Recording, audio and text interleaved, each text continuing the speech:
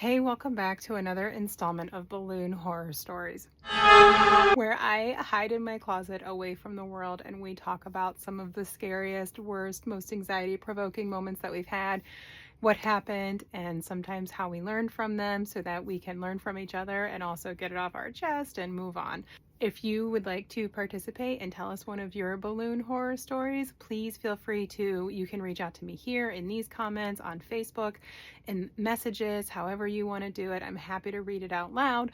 Or if you would love, I would love somebody, if somebody's feeling brave, to get on live with me and we can go back and forth interview style to tell your stories. Something like that would be great.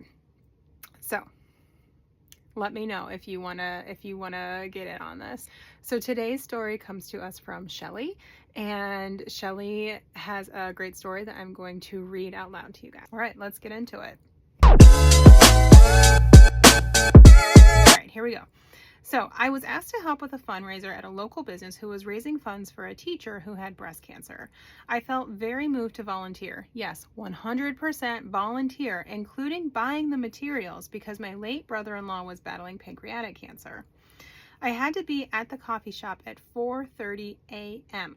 to set up. October 18th in Northeast Ohio. The weather had not been super cold just yet, so I didn't think too much about the weather. Foreshadowing. This is my second time using my husband's truck to transport balloons. The coffee shop is literally 2 miles down the road, so I've got this, right? I load up and I take pictures of my fabulous loading. I head out at 4:15 a.m. I get about half a mile from home in a main intersection and I hear a thump and then something dragging.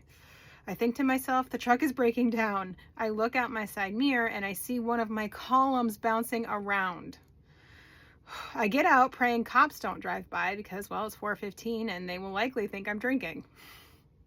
The column was literally still attached with the bungee cord and had black skid marks on the bottom white balloons, but not one popped. So I load it back in and buckle it down and I'm off again. Time out. After she sent me this, I asked her, what balloons did you use that literally got dragged along the road at a regular speed and didn't pop? You're not going to be surprised when her answer was Tough Tex. What a commercial for Tough Tex. Okay, moving on. So she buckles it down and she says, I'm off again. I get to the shop and speak with the point person, and now I'm ready to set up outside. Again, it's not really all that cold out, but there was dew mixed with maybe a little frost. I was planning on attaching a garland with heavy-duty suction hooks on the window, but up high enough to not interfere with the other window. I go to put the hooks up and realize there's too much moisture on the windows. I ask for some paper towels, get the window wiped off, and start hanging the suction cups. Next thing I know, one by one, each hook slid right off the window. It didn't matter how many times I wiped it. Okay, move to plan B. I'm just going to sit the balloon in with a Halloween display that they had. Okay, great, that worked. I then move on to setting up the columns. I sit the first one out with my weights on them, and it's kind of has some support from the brick wall. Okay, on to the next column.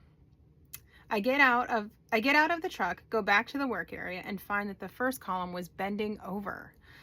Well, that was the column that fell out of the truck. Apparently the pole took a hit. The pole, not the balloons, the pole took a hit. I put a ton of tape on it and I got it to stand, with a lean, but it was standing. I then put the rest of the balloons out and called it done. I kept telling the girl how sorry I was because it wasn't what I had planned, etc., etc. But she kept insisting it was beautiful. I still to this day have PTSD over putting anything in the bed of my husband's truck. I just can't bring myself to do it.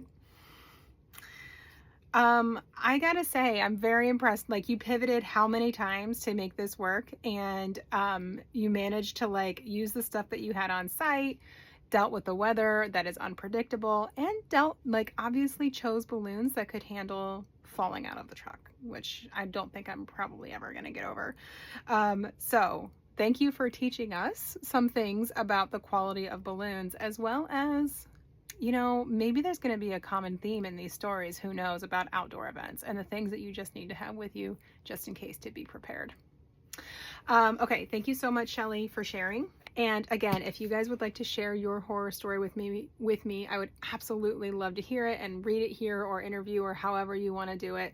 Let's keep this going. I think that like it's just let's a little bit of steam off. It's a little bit of like easy listen when we just need a break from like learning something or figuring something out or finding the next balloon online. Like sometimes it's just nice to hear what somebody else went through and give each other some love and support. So hope you guys enjoyed this. Let me know what you think.